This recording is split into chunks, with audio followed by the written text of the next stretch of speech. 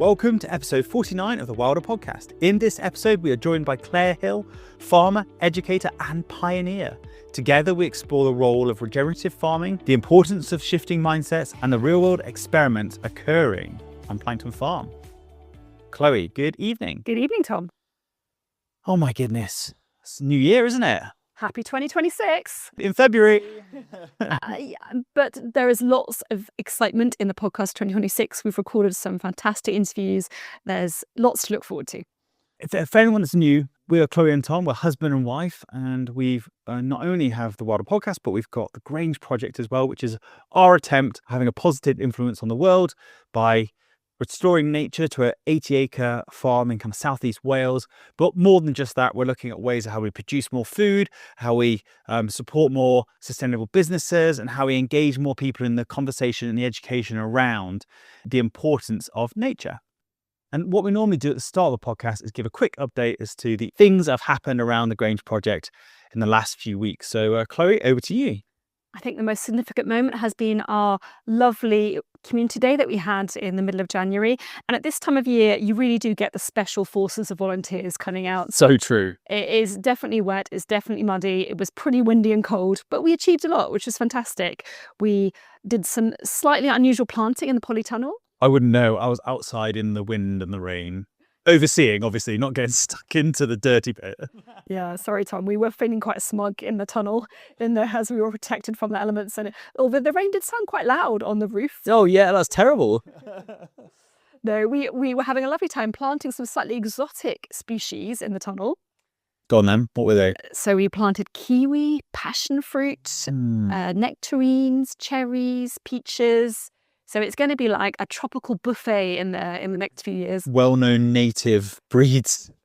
Well, that's the point in the polytunnel. It extends your season and allows you to grow things that perhaps you wouldn't be able to do outside. So yeah, really excited to see how they develop in the next few years. And have you, because I poked my head in, so it's still the kind of permaculture principles with trees in between and rows of beds? Sort of. Because the shape of the polytunnel, you can't quite do the agroforestry in between the beds. So we've got trees in the corners with shrubs, and then down the central line, we've got this like strip of vines. I'm hoping it'll feel quite jungle-esque as you walk in the long term, as the vines grow up through the centre and then across the roof of the tunnel, which will provide shade for the plants that when it gets really warm in the summer need a bit of protection. My favourite bit of the polytunnel, before we go and just finish on talking about the community day, is the fact that the unexpected irrigation system that we've got flowing through it. Yeah, one of the interesting consequences of the tunnel has been the fact that we do have this stream that's appeared. And I think at this time of year, the problem is our soil just gets so saturated that the water's got nowhere to go. And so instead, it's just flowing gently through the tunnel and then condensing on the roof and happily watering the plants there. The slight challenge is it's a bit like getting into a bog to get into the tunnel. So we've just stuck loads of wood chip down, and hopefully that will save the day and stop us being up to our knees in mud every time we need to pick a Asian green. Basically, you've created your own climate. Yeah, I can see that. And, wood chip solves everything. It does.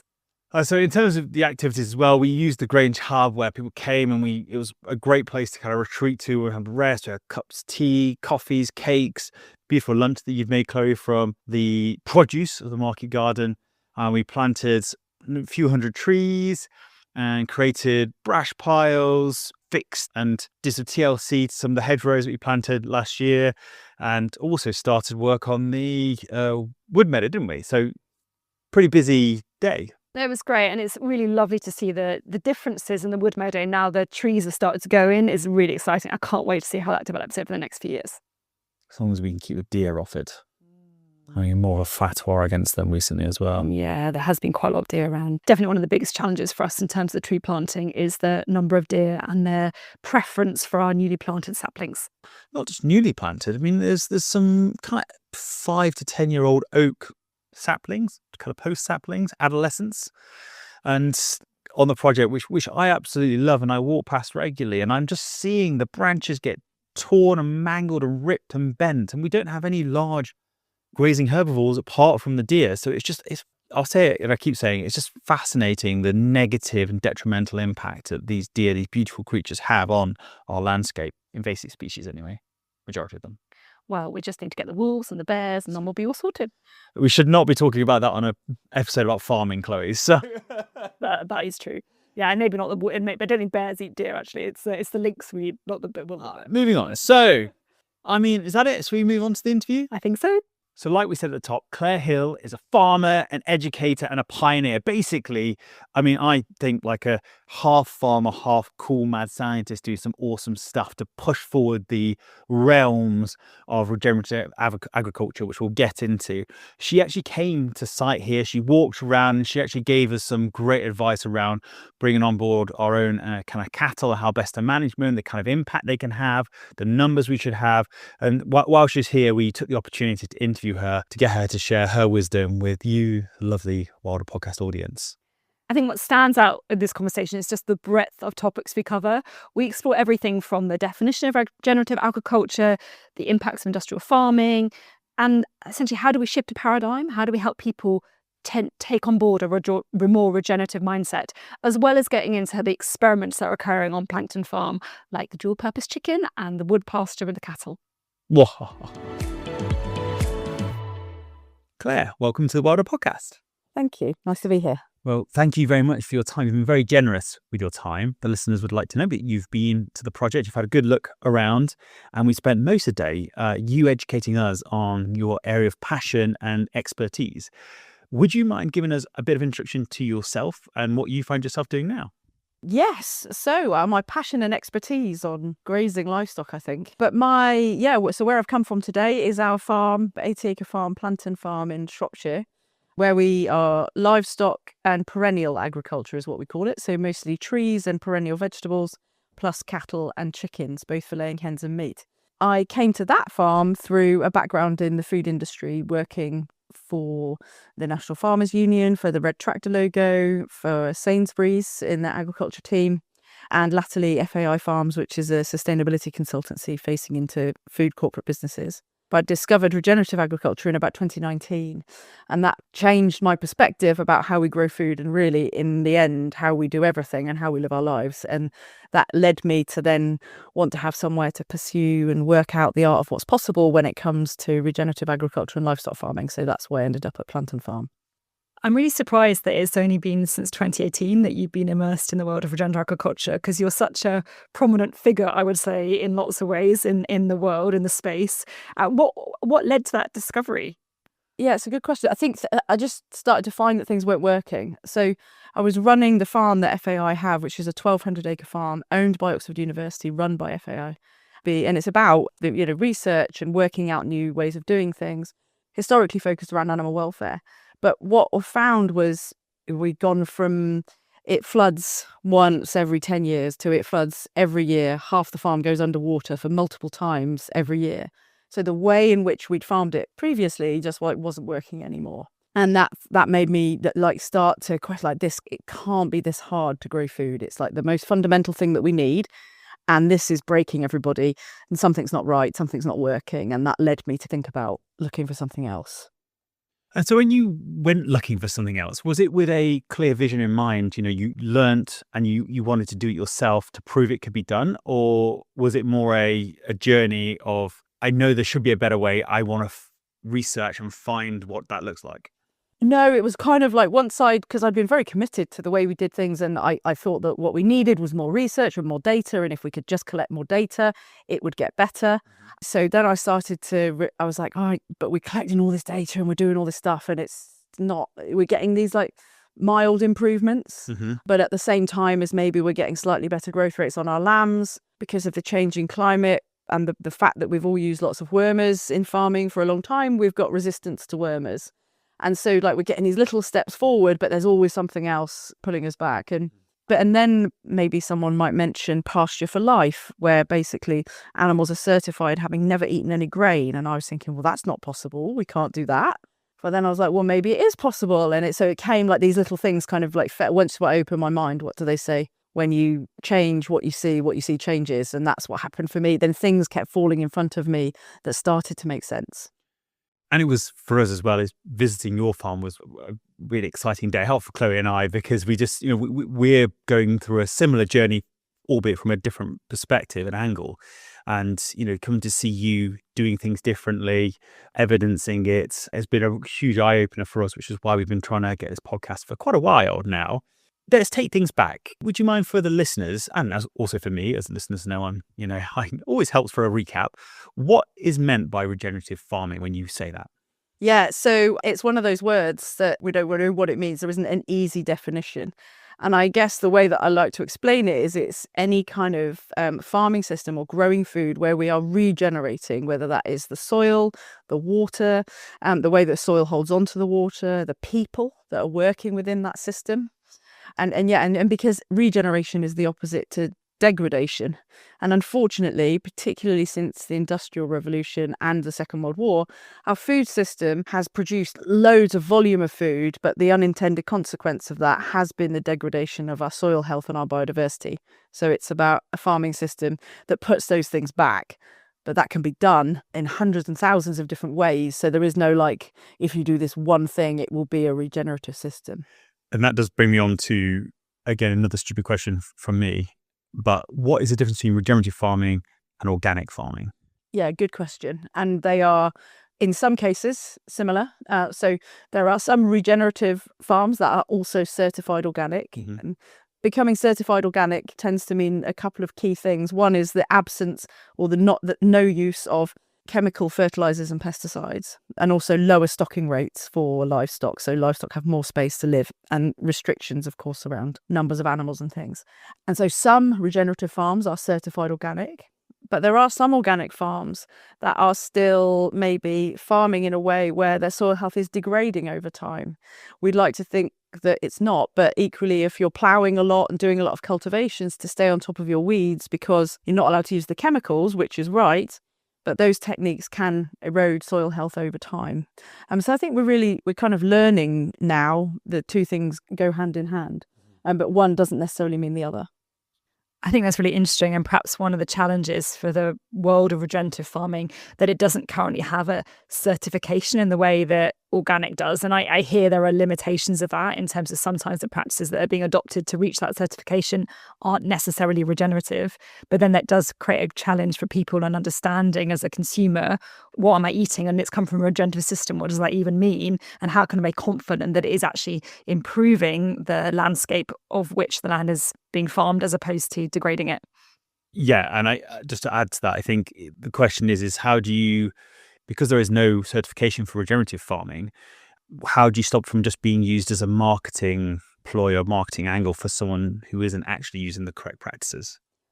It's a real challenge and a real pressing challenge. I mean, one thing that's been really good is the Advertising Standards Agency have actually brought in some specific regulation around the term regenerative farming, which is really helpful. So if anybody feels like it's been misused, it can actually be reported and dealt with. But we don't really want to go down that route. There is a challenge because it's such a catch-all term. So if someone's doing something slightly differently, like they're using a little bit less chemical, they're now sometimes using that term regenerative to describe that. I think one good thing is lots of people are talking about it now, but maybe they weren't before, which is another route into curiosity about how our food is grown. And I think the question, as all of us as individuals can hold, is asking that question of the person we're buying it from, is what is it regenerating? Because ultimately, people sometimes use the term regen ag or regenerative farming, and it sometimes, I think, gets a bit lost from the point about it is about regenerating something. So as soon as you ask, what has this regenerated? What are you regenerating as part of your thinking on this? Then that's kind of helps to sort the wheat from the chaff.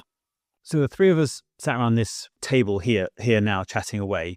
We've already kind of drank the Kool-Aid, and we know that and believe and understand the value and the benefit of regenerative agriculture. But for our listeners that are listening, that maybe if this is a new term to them, can you explain why you or we believe there's a need for regenerative agriculture and what is wrong, if that's the right phrase, with the more traditional methods? Yeah, I don't know. That's a challenging question. That's okay. It's keeping it succinct, I think, is the challenge. It's so since the Second World War, where there was food shortages, the government incentivized farmers massively to produce volumes of food. And that was really important, and it was the right thing to do at the time.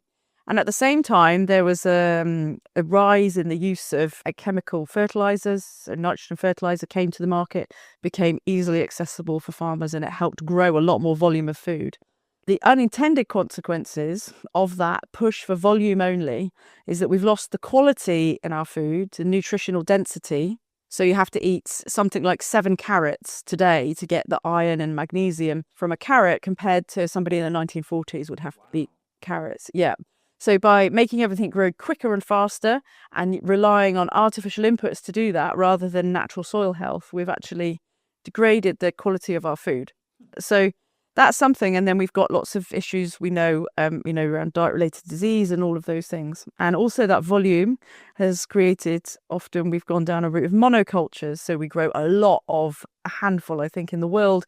We really rely on kind of 5 grains when really there are hundreds. So we've got these monocultures, and then we tend to put those into some ultra-processed foods and things like that. And then what we've got is, as everything's got bigger and greater, we've got kind of like quite a lot of corporate control in our food system. And as citizens and as farmers, we're like small players and possibly the ones that are losing out in some cases. So we've got these kind of multiple factors. And also our climate is changing and becoming a bit more volatile. And that is all affecting on our ability to grow food. Mm-hmm. So as we've grown more and more volume of food, we haven't been replenishing soil health at the same rate. So we've almost got this extractive system where we're taking out more than we're putting back. And that can only carry on for so long. And we've had a good block of 80 years or whatever of doing that. But now we're finding that we're having to put on more and more fertilizers to grow things, or we're having to give animals more and more treatments to keep them healthy. And that is, can't continue indefinitely. And we're starting to realize now that we've unintentionally degraded quite a lot of our land. We know, for example, biodiversity wise, I know you'll know this and your listeners will, but it's really sad to say that we're one of the most nature depleted countries in the world. The farmland birds have had absolutely massive declines, even in my lifetime. And that my children don't recognize when they see my son, when he looks on Google Maps and he sees the river and he says, "That's not blue, water's not blue, water's brown." And I think, wow, that's massive, isn't it? And so none of us got up and decided that we were going to farm in a way that sucked everything out. We were following what we thought was the right thing to do. And now we're realizing we need to pivot and we need to change and we need to start putting some of that back. So given that context and the recognition of those, I suppose in systems thinking, we talk about the kind of second order effects, the things that you don't necessarily predict are going to happen from your first intention, which is to perhaps grow more food or make food more accessible, or whether people were considering when you set up these systems. When we think about regenerative agriculture, we're obviously trying to be curious about the effects as a whole. So what are the improvements that you might see from within a regenerative agriculture system? So the improvements that we see at farm level is an increase in the biology of the soil. So there's more life in the soil. For every teaspoon of soil, there's more microorganisms than there are people on this planet in a healthy soil.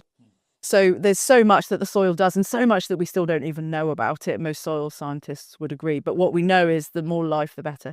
We then have more interaction between all the different roots, and the plants themselves grow healthier and stronger. They're not so susceptible to disease, so that we don't need to use so much protection for them artificially. And overall, we can grow an abundance of food. If we think about the Amazon, or an untouched area by human hand, more biomass, more stuff grows in that 1 square metre than any human designed food system. And so it's trying to take some of the principles of thinking about the health of the soil and how we can use that to grow food. And isn't that so critical, isn't it, that we start with the soil? Because from the soil comes everything, really, in terms of the crops we're growing, the grass that the animals are grazing on. And then from that, I suppose, the well-being of the whole system, including the people that are involved in that. So beyond the soil health, what are the other benefits that you might see from a regenerative system? We're seeing, more nutrient-dense food being grown. And then when farmers start to think in a regenerative way, they start to see their farm differently. So they might see that, actually some of the trees that we used to have here were really useful for extra browse. That's as in food for the cattle to eat, plus shade and shelter. So then you get healthier animals because they've got a more diverse ecosystem that they're creating on their farm. And am I right in thinking that a more traditional farming method is about output? So it's what we need to put into the ground to make as much yield as possible. But that's quite expensive because you have to put a lot of chemicals on or fertilizer, and therefore those gains in output are outweighed by the cost of the stuff you've got to input. And is it different for a regenerative farming system? Yeah, so that model of kind of, putting the maximum in to get the maximum out, it has worked very well for people, but we sort of hit a bit of a ceiling with it now. And the cost of inputs have come up at the same time. So the yield rate is not continually ever growing. And the cost of the inputs, the fertilizer and the pesticides, has increased massively over recent years too. So the margin within that is eroded away. And that is one reason why some people are looking to regenerative agriculture from a financial perspective, as like, how can I continue my farm as a profitable business, or bring it back into profitability, often even coming from that angle. And that brings me quite nicely on to my next thoughts, which is around mindset and culture change. Again, us sitting around here, knowing what we know about climate change and the polycrisis and biodiversity loss and all those bad things, why aren't more people doing regenerative agriculture if it makes sense in pretty much every way possible? Yeah, I think if you haven't farmed it from the outsider, it totally makes sense.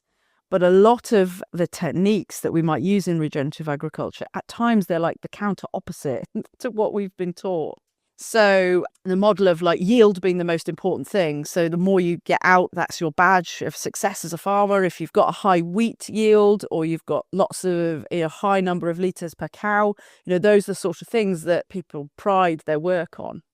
And there's a culture around production which came from, it's come out of this kind of rise out of the Second World War. And that's what everybody's like a badge of honor. So we're not just saying change this technique, we're changing a culture. We're saying actually now it's okay. A wild farm, a wild looking farm where it in many people's minds looks messy, that's the biodiversity habitats that we've lost. So actually we need to put that messiness back. But when even some of the supermarkets have scores that, is it neat and tidy when you approach the farm, and you get scored down if you maybe had messy hedges or things like that. So we've created this farming culture around neatness and tidiness, which is totally the opposite to what nature needs. So then you're asking farmers to do almost the opposite to what they've done. And that's why it's not just a case of saying, do this new technique instead of this one. This is about shifting a culture of people to see things differently. It's really interesting, and whenever we talk about shifting culture and mindset, it sounds easy, but it's inevitably incredibly challenging. And it's particularly challenging when people feel stressed and anxious. And as a general rule, the population as a whole is more stressed and anxious than we have ever been. And I think the dominant stories I'm hearing from both talking to farming neighbours and from engaging with some of the sort of dominant stories that are being told in the media is that farmers as a general profession are really struggling. So we're also asking a group of people that are barely coping on a day-to-day basis to shift their mindset, which is hard to do even when you're feeling resourced and resilient. Absolutely. Yeah. And it's there's the pressure of weather patterns changing, there's the financial pressure, and then there's that pressure of, farmers seem to get the blame for a lot of things that are problems. So yes, we have not great quality in our rivers anymore, like we don't. And agriculture is in part, has a part to play in that. But then everybody seems to go, oh, it's the farmer's fault, rather than what has the system done that we've created, that we've made the margins so tight in food? Who's really making the money, so that farmers are having to do things that sometimes mean that pollution is happening in rivers, and then the farming blame goes at the farmer level, not in the corporate businesses that are really controlling our food system. If we really look at it, there's not very many players there anymore, and I think that is something that's really hard to feel like you're coming at it from this place of everyone wants me to change, but they're also criticizing everything I do. Yeah, that's so true. I've not yet met a farmer who says, "Oh, I love polluting the stream, and I'm so happy that I'm killing biodiversity." That's quite the opposite. When I spend my time with our neighbours, you can tell the love and the affection they have for their animals, their livestock, their surroundings, the pride that they have. And it's always good to get farmers on, people like yourself, to talk about this, because it is very, very hard to see things from other people's perspective, and especially farming, because it's such a closed world in lots of ways. Unless you are a farmer and you're surrounded by it 24/7, it's a hard thing to penetrate the psyche, the mindset, or the challenges and the pressures that's upon them. And when, again, we're thinking about mindset shift, often what people want when they're stressed and anxious is a quick solution. If I do this, then I'll get that kind of input-output system, which when we're struggling, we want the simplicity of that. But I've heard you talk a number of times about regenerative agriculture being a mindset shift. And I suppose I wonder whether you could talk to that slightly. What we're talking about is helping people to open their minds to a different way of being, and why that's important, as opposed to just, if you do these 10 checklists on your farm, then you will be farming in a regenerative way. Every farm is so different. Every farmer is so different. And we talk about that when we say every context is different. And I think what has come up in agriculture over recent years is these kind of like simple single solutions. So you plant this variety of wheat, you use this pre-emergent herbicide, you use all of these different things, and you will get a good crop of wheat out the other end. And that's been a reliable way of doing it, but it's taken into account nothing about how that individual person wants to be on that land, the geology of that land, what was there, what wildlife is there, and everything else. So what we are trying to do in what I work in regenerative agriculture is sort of helping farmers regain their own eco-literacy, to sort of take that decision making back to what they know about their farm, and doing the right things for them and their farm and the livestock that they've got. And some farmers absolutely love working 7 days a week and never want to have a holiday, and they want absolutely the most money out of it. And others might enjoy the lifestyle, and they might want to take their children on holiday. They might want to have weekends off. We have this kind of badge of honour in agriculture. If you've, never been to London or never had a weekend off, you're a good farmer. So it's those types of things. And then they really affect how you might want to manage your land. And I think you're right about what you said, Tom, about no one knows about farmland birds more than farmers. And nobody knows really how it's all got to the point where we don't see them anymore. But everyone's really tuned in to kind of wanting to put it back, but it's working out how best to do that on each individual farm. So there is no like one solution for the whole country to just do something. Everyone needs to do their own bit. And that brings us nicely on to one of the ways in which you're trying to do that and influencing beyond your farm. So could you tell us a bit more about Roots to Regeneration and what you're trying to achieve with it, and the kind of people and participants you have as part of your course?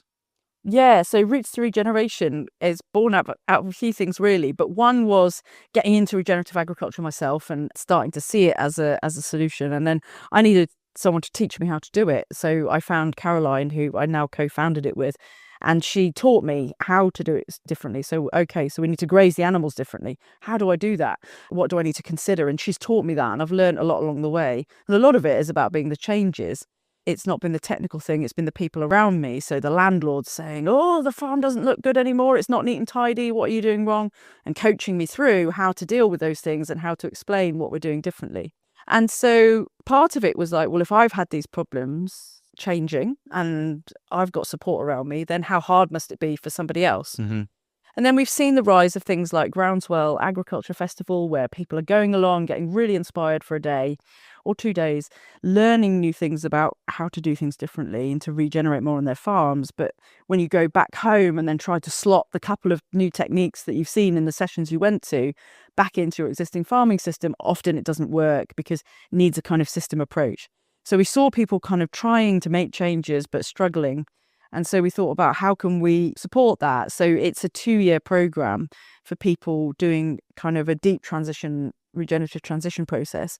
But really what we help people do is what we're talking about: stand back, design a regenerative system that's right for them, and then start to implement it on their farm. And the other thing that Roots to Regeneration does is it has farmers, but it also, we have about 50% of our cohorts are farmers. But the other thing, because of our work with the food industry that we saw really early on, is that it's not just about farmers making changes. Like, this is a system-wide change. So the food system around it, the veterinary support, the agronomy, the people buying the food, the supermarkets, everyone needs to understand what it takes for a system to regenerate. So about 50% of the participants that go through the program are also professionals in and around the food and farming industry as well. I think there's so much value in that intention of how you structured the course and how you're helping people go on that journey of understanding the system as a whole, and the importance of understanding principles before you can then start to apply methods, which is what you've just been talking about us. We've been talking about grazing management here on the site, and that's come up in the conversation.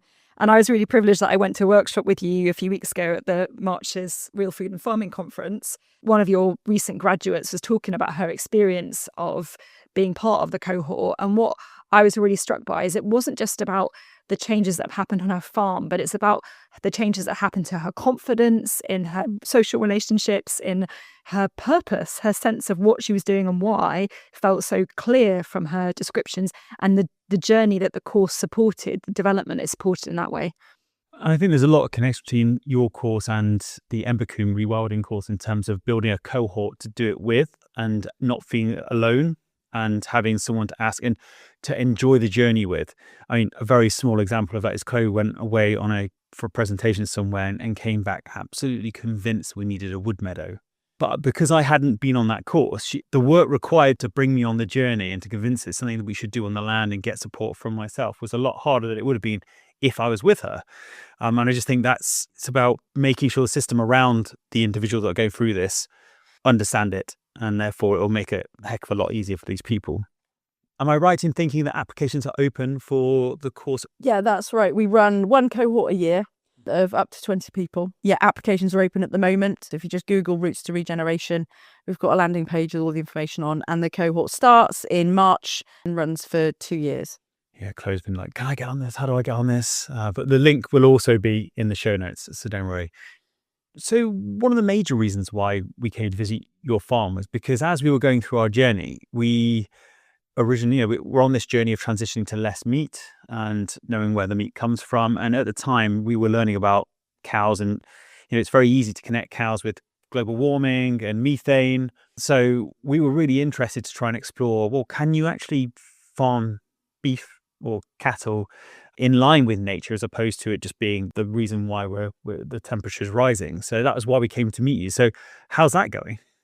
Yeah, well, we have a herd of cattle on the farm. We call them the engine of the farm because they're the sort of biodiversity powerhouse that go round and they're eating some grass, they're eating some trees, they're trampling, but then that grass and trees are regenerating and growing even stronger. I mean, I'm one of those, maybe I'm a bit of a rare voice in the farming industry to say that I also think we should eat less meat, and that's often it doesn't go down very well amongst my peers, but less and better, like absolutely, I just don't think that can be denied now.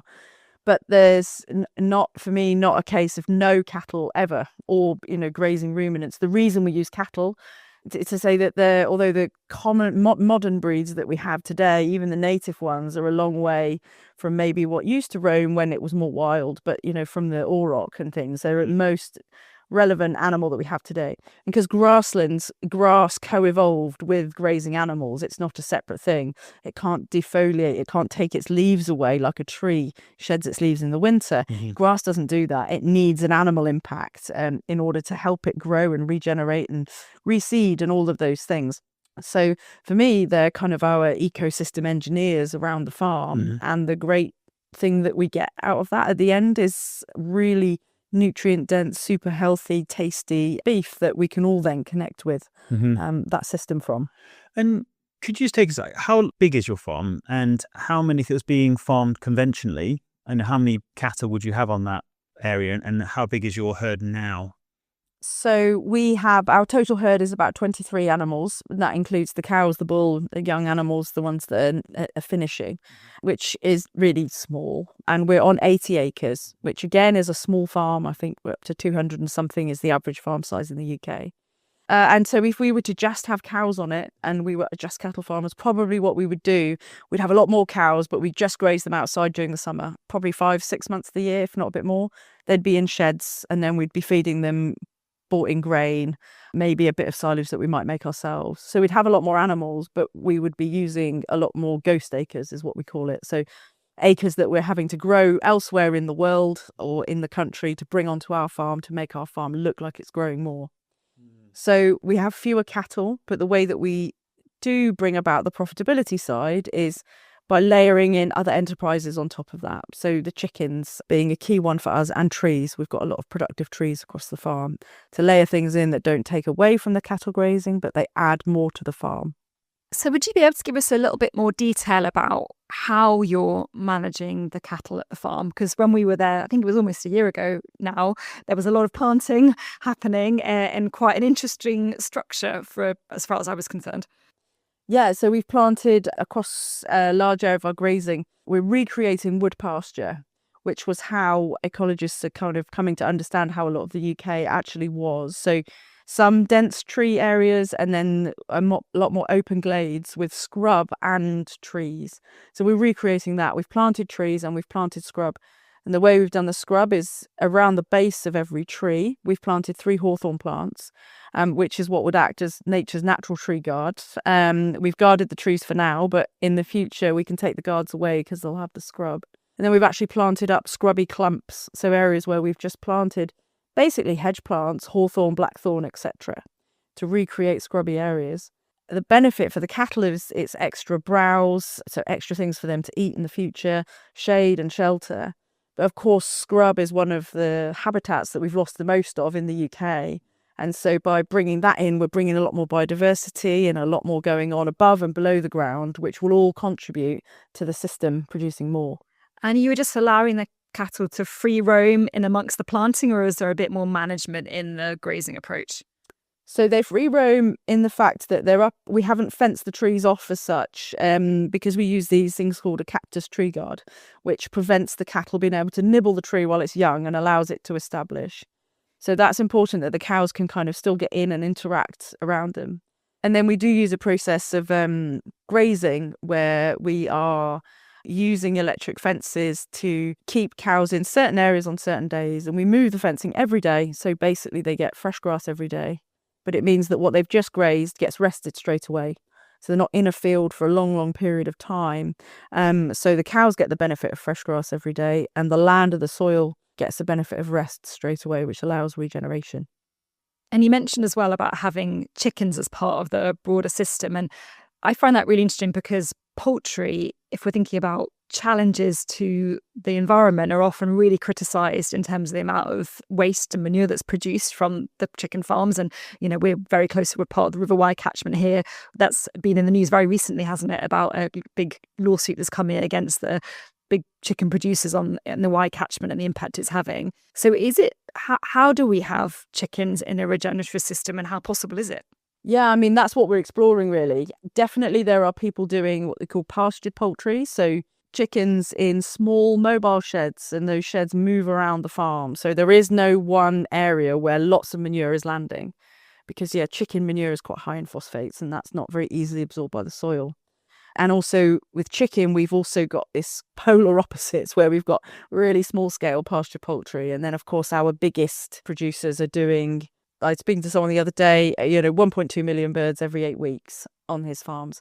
What? So, but that is because of us as a society have an insatiable demand for chicken, and that is the reality of cheap chicken. We are, what we're really interested in exploring is what does chicken look like in a regenerative system? How does it how can chicken contribute to regeneration? Chicken are not native. They come from the red jungle fowl, which is an Asian bird. So there's also, when we look at it in the UK, what should we be eating?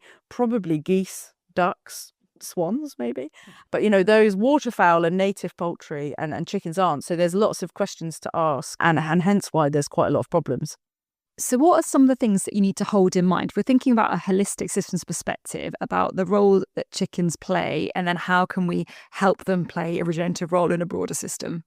A fundamental thing to start with is that what we've done with our current chicken industry is we have laying hens and we have meat chickens. So we've got they're almost two separate animals now, two separate birds. And of course, in nature, that's never the case. And so you have laying hens that are incredibly good at laying lots of eggs, but they hold no body weight because they've been genetically selected to put all their energy into laying eggs, which makes sense. We want lots of eggs. We all like eating eggs, so it makes sense. But that actually means that the males that are hatched, 50% of hatch are male, of course, because that's nature. There's no purpose for them because they lay down no meat. So unfortunately, they're culled at day old. And that is something that we have created in our system. And that would be true of all the eggs we eat today. And on the counter to that, on the meat production side of things, we've got birds that lay down so much meat so quickly, they go from hatching and yellow chick to finished bird in a restaurant or in the supermarket in about 35 days. Wow. And that inherently has problems because effectively you've got an adult body weight on a juvenile frame of bones, and they have sore legs, they have sore feet, there's issues with heart attacks and other things. And so, that is a challenge, but we've created this cheap chicken. So we've got these two polar opposite things. And then what it means, we've got a lack of resilience in the system. We get problems with disease. We're relying on incredibly high energy feed, which mostly is coming from soya from South America. That is, as well as bringing that feed in, it's an importation of nutrients. So once the birds have processed it and the manure is created, now we've got all this manure that we need to get rid of. We spread it on the land, the soil can't absorb it, and it's going into the River Wye. I had never thought of it from that perspective. That's fascinating, that importing of nutrients and a complete imbalance. Wow. Okay. Yeah, if nothing else, it's a huge nutrient imbalance. Yeah, basically. And that nutrient has got to go somewhere, and it's going into the rivers, unfortunately, at the moment.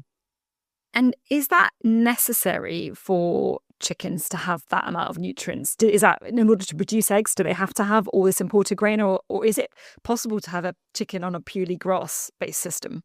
So in the wild, chickens would eat. They're woodland edge living. Red jungle fowl would live in the woodland edge. So they would be eating insects, small mammals, seeds, worms, that sort of thing, plus some grazing on grass and things. And they might lay an egg every week or every 2 weeks. Of course, in the current way, the food system is framed, we need a kind of an egg a day, really, from a chicken to make it work. So a chicken couldn't survive just on grass system. And so it's that balance of productivity of, we need more eggs, but maybe we could feed them a bit less. But that comes down then to the type of bird or the breeds or the genetics that we're using. So that's what we're looking at.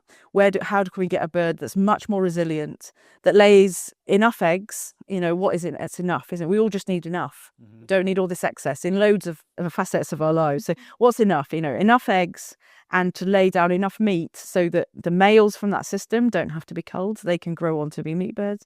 And the females, when they've laid enough eggs, or, they've got to the end of their laying part of their life, that they have enough meat on them too, that we can make use of those as a food resource too. And how far off do you think we are of achieving the breeding to get to that point? So we've have some funding to look at it. We're just getting some more to look at a few more breeds. We're starting to get our heads around what we think that system where it would work well, and that would be I think with the birds, the males finishing at about 16 weeks, compared to currently 4 weeks for a kind of classic supermarket bird, or 12 weeks for an organic bird as we currently stand. So it's a few more weeks on, but anecdotally, they're eating each day, they're eating a little bit less, but of course they're around for longer. So we need to understand how much more would it cost and what other benefits might they bring. So that's what we're kind of researching at the moment. Before we developed these breeds that we have today, we of course did have these much more dual purpose birds. And in some places, my colleague Annie, she went to China to look at this exact topic. And when she talked about dual purpose birds, they were like, what is that? Isn't it just a chicken? Yeah. Yeah, exactly. It's just a chicken. So we're just trying to get back to just a chicken. 10 minutes of this conversation, and it's summed up by let's take it back to a chicken. Yeah. So to try to bring those two topics together, so we've been talking about the cattle being the engines of the farm and the need for kind of holistic planning and thinking. What role do the chickens play in relationship to other aspects of the farm? There's two really. One is in relation to the cattle, whereby we try and get as much as possible so that the chickens go on an area where the cattle have already grazed, and then they're scratching through the dung and they're eating some of the fly eggs and spreading the dung around. We have to balance that with, we don't want them to eat all the dung beetles because they're the good guys. They're like the bees of the soil. But yeah, we're thinking about that. So then one is not taking from the other, so that the chickens are adding more fertilization, more scratching action. They're pulling up dead grass. They're doing all these different things, which in turn will grow more grass for the cattle. But they're spreading all the manure around so that we haven't got the flies and the worms. So they've got these kind of really lovely interconnected roles that they play. And the other with the chickens is in amongst the trees. So dealing with any, eating any windfall, so we're not having to worry about disease or anything. And then also grazing. So commonly people are having to trim or do other things to keep grass down and run among newly planted trees. But for us, we have chickens, so they do the job perfectly for us. And we are very excited for Project Chicken here next year, where we're planning to have some chickens as part of our orchard system for exactly that reason, and also to provide manure for the market garden. So it's thinking about those interconnections all the time. What benefits are they going to bring to the whole of the system? So it looks like we've definitely come to the end of this conversation. Thank you very much for your knowledge. My last question is more long term. For you, what does the future look like for your farm? And then follow-on question is, what do you hope for the future of farming in general? For our farm, it's like every year we're seeing this new abundance come from the way we're managing now, building rest periods in and managing it in a different way. So I'm just excited to see what we get each year that springs up that you don't see in the moment on other farms or around us. And I'm just really excited about that. And what more, then that means what more enterprises we can bring. So we've got a lot more stuff coming from the hedgerows, and it's like, oh, what would eat that? Oh, goats would eat that. Maybe we can get goats. Like I see that kind of like building, and that's coming through nature. Nature is providing that extra growth and abundance that we can then grow food from, and that feels like a really special place to be. That's part of the journey. It's an adventure, isn't it? And when you're doing it in line with nature and it feels right, it's a wonderful journey to be part of. And finally, it's almost an impossible question, but where do you hope or where do you think that farming is going in the future, and how long do you think it might take to get there? Yeah, well, it feels like this kind of nature-based approach. It's almost like the fifth agricultural revolution, that's unfolding. Maybe that combined with AI, possibly, I don't know, but just this increasing of eco-literacy on farms. And we're seeing momentum build all the time. And I would like to see it quicker, because ultimately I think it makes people happier. The people doing the farming and the people eating the food. And I think that for me, that's a kind of a motivator among anything else. It's like, oh, life could be more easeful if you were able to move into farming more in this way. I couldn't agree more. But on that note, as we just come to the end, if people do want to find your produce, where would you like to send them? To our website. So we do UK mainland delivery for our meat, for our chicken, and for our beef. So www.plantonfarm.co.uk. And the links will be in the show notes. Thank you very much. Thank you. The biggest thing for me that stood out, unsurprisingly being me, is the necessity of an entrepreneurial mindset when it comes to farming, and not farming in a new way. It's saying, okay, we're going to reduce this, we're going to change this, we're going to pivot this, we're going to have fewer livestock, but then how do we bolt on more? And that's a huge challenge. And what I've learned throughout my entrepreneurial journey is that everyone likes to think themselves as an entrepreneur, or thinks that they can come up with their own next bazillion-pound idea and go away and ride off into the sunset in a Ferrari. But true entrepreneurs, people that can actually come up with an idea, execute on it, and be successful with it, are very, very few and far between. I completely agree. And I think perhaps to build on that, I was also struck by the need to go from, to borrow a phrase from Nate Higgins, to go from that kind of narrow boundary thinking of, I just need to produce as much food as possible, through to that really wide boundary picture of how we need to think about the impacts we're having on the nutrient density of the food, the biodiversity, corporate power, climate change, soil health, river pollution. To be able to hold all of those variables in mind and hold a really holistic system, it takes special people to be able to do that. Yeah, and we've just got to make sure that farmers are so crucial to our country that we are giving them the tools and the opportunities to succeed, and the incentives to succeed and have that wider angle lens. Perhaps on the note, because I think this isn't actually something Claire mentioned, but it's something that really struck me when I first discovered it about 18 months ago, which is when we were actually in conversation with a volunteer who works for DEFRA in their carbon reduction team. And so those who don't know what DEFRA is? The Department of Farming and Rural Affairs. Say it with confidence. The Department of Farming and Rural Affairs. Yes, okay, cool. And I kind of naively thought, when she talked about this role of reducing carbon on farms, that she was just talking about driving a tractor around a bit less to use less diesel. I couldn't really think about what else was carbon intensive on farming. But now knowing that the role that fertilizer plays in terms of it's a source of fossil fuels, and obviously deforestation from all the ghost acres that Claire talks about, it really underscores the importance of agriculture, not only with addressing our biodiversity crisis, but also helping us to address climate change.